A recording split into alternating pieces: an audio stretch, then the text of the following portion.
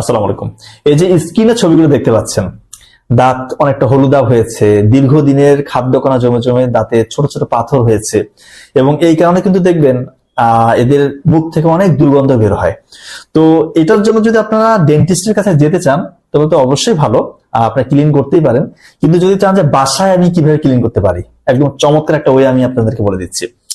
1 চা চামচ baking soda এবং 3% হাইড্রোজেন পারঅক্সাইড 1 চা চামচ, এই দুইটা মিশিয়ে যে পেস্টটা হবে, এটা দিয়ে যদি আপনি প্রতিদিন ব্রাশ করেন ইনশাআল্লাহ, এবং স্পেশালি আমি বলবো রাতে ব্রাশ করাটা খুবই জরুরি, কারণ রাতে প্রায় 12-14 ঘন্টা আমরা না খেয়ে থাকি, দীর্ঘ সময় ধরে খাদ্য কণাগুলো আমাদের দাঁতের সাথে লেগে থাকে, এখান থেকে কিন্তু পোকা হয়, খাদ্য কণাগুলো জমে জমে একদম দেখবেন একটা আলাদা একটা পরত পরে, আস্তরণ পরে।